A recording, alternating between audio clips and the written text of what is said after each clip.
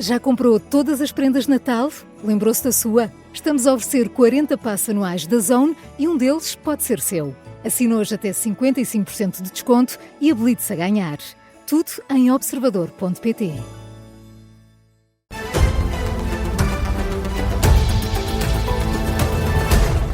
Vamos ao Jornal das 5 com a jornalista Vanessa Cruz. Portugal tem as casas mais sobrevalorizadas da União Europeia. Bruxelas divulgou na última hora uma estimativa. O preço das casas está inflacionado em 25% em Portugal. É a percentagem mais elevada dos 27 Estados-membros.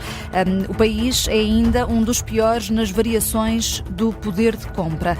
Esta estimativa é conhecida no dia em que a Comissão Europeia apresenta o primeiro plano do Bloco Comunitário para Habitação Acessível. E o que é que prevê, afinal, esse plano, Vanessa? Renovar edifícios, sobretudo os devolutos, simplificar as regras de construção, as licenças, a tornar mais fácil aos Estados-membros investirem em casas acessíveis e sociais e acabar com o chamado boom no alojamento local e na especulação imobiliária. São algumas das medidas deste primeiro plano do Bloco Comunitário centrado em exclusivo na habitação.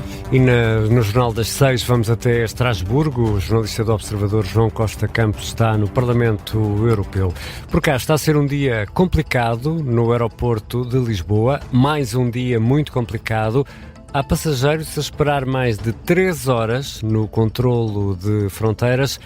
Afinal, o que é que se está a passar, Vanessa Cruz? Problemas técnicos no sistema. Em declarações à Rádio Observador, o subintendente da BSP, Sérgio Soares, sublinhava na última hora que os problemas técnicos não são da responsabilidade da polícia, mas explicou que desde as 10h30 da manhã houve um pico de 3 horas, esse tempo de espera, que entretanto estará a diminuir.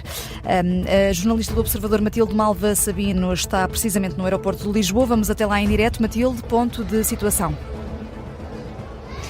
Boa tarde, Vanessa. Boa tarde, Ricardo. A PSP garante que o pico foi 3 horas de tempo de espera, mas não são os testemunhos que nós temos ouvido por aqui.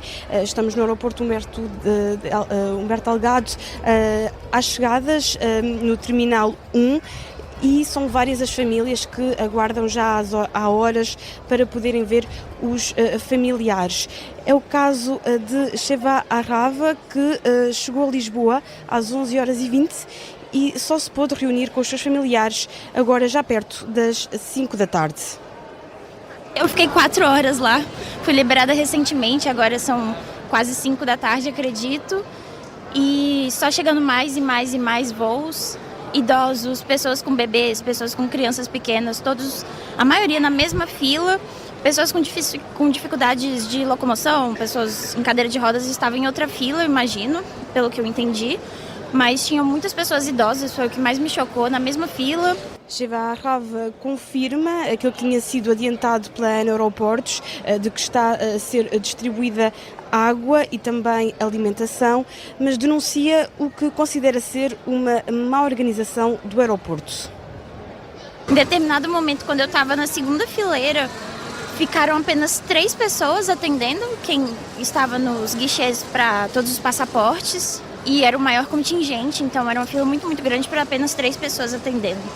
Então, ao que parece, é uma péssima administração, porque a gente chegou bem cedo, a fila já estava muito grande, então o pessoal que ficou na fila não era só do nosso voo, era de voos anteriores que já estavam com muitos problemas, já estavam demorando muito. É o testemunho de uma passageira que teve de aguardar 4 horas para poder sair do aeroporto depois de ter chegado a Lisboa às 11h20 desta manhã.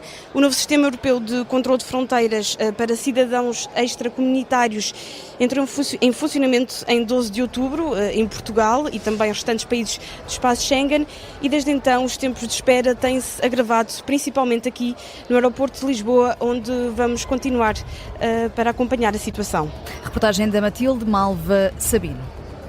E a Ministra da Administração Interna reconhece que a implementação do sistema de controlo de fronteiras no aeroporto correu mal. há filas de espera de cerca de 6 horas. Um tempo de espera confirmado também pela Maria Lúcia Amaral, ministra que tem estado a ser ouvida pelos deputados na Assembleia da República, admite que a implementação desse sistema de verificação eletrónica no aeroporto Humberto Delgado, em Lisboa, teve falhas. Lamenta os tempos de espera que nos últimos dias têm duplicado face a um valor que já de si costuma ser elevado. Nas chegadas, nós temos instaladas 16 boxes e 14 gates. Nas partidas, 14 gates e 14 boxes. Nós estamos agora na segunda fase, a partir do dia 10 de dezembro, introduzir os mecanismos de controle biométrico. A introdução destas regras nos nossos aeroportos correu mal. Muito mal. Nós temos esperas médias de 3 horas, tivemos nos últimos dias esperas que chegaram a 6. Maria Lúcia Amaral atribui responsabilidades à nova unidade de controle de fronteiras da PSP, mas não só. Diz que a responsabilidade partilhada entre a PSP, o Sistema de Segurança Interna e algumas entidades privadas acabam por dificultar a coordenação de todo o processo.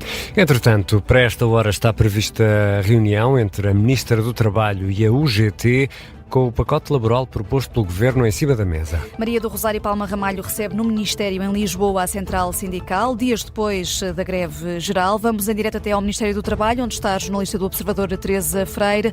Teresa, entretanto, Mário Mourão da UGT já chegou. Exatamente, Vanessa. Mário Mourão já chegou, inclusive já falou com os jornalistas na entrada desta reunião com a Ministra do Trabalho, Maria do Rosário Palma Ramalho. Mário Mourão, o secretário-geral desta Central Sindical, disse que espera que agora que se crie um clima de confiança, de abertura e de diálogo, e disse que esta reunião não é propriamente para estabelecer ou mudar este, mas mais para definir um calendário das próximas negociações.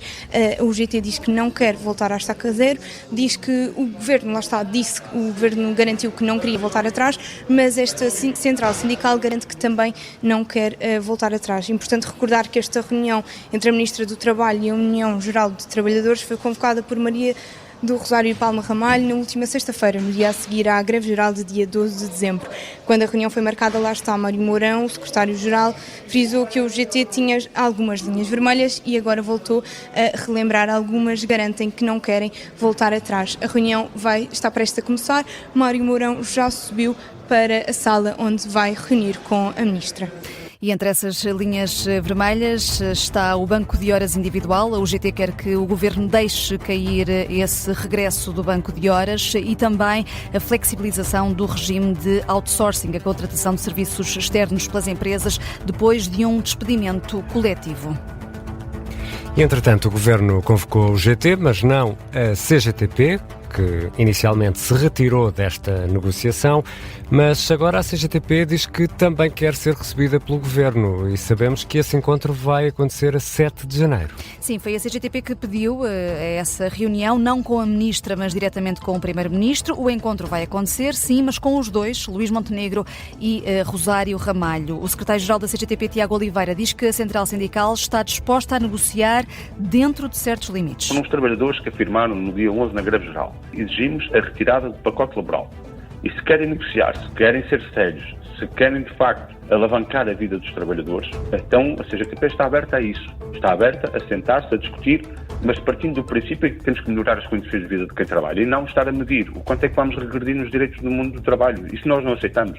Tiago Oliveira, entrevistado pelo jornalista Miguel Videira, aqui na Rádio Observador, perante o aviso da Ministra do Trabalho de que não está disposta a voltar à estaca zero, o secretário-geral da CGTP diz que a Central Sindical quer ou pode vir a recorrer a todos os meios de luta, até mesmo outra greve geral, se for preciso. E Pedro Nuno Santos voltou a pronunciar-se sobre uma matéria, desta vez pede a demissão de Fernando Alexandre, o ministro. Foi numa publicação na rede social Instagram há pouco. O antigo secretário-geral do Partido Socialista partilha uma declaração em vídeo de Fernando Alexandre, na qual o ministro da Educação e Ensino Superior defende que não se devem misturar alunos no ensino superior e que as residências universitárias devem ser destinadas a estudantes mais desfavorecidos.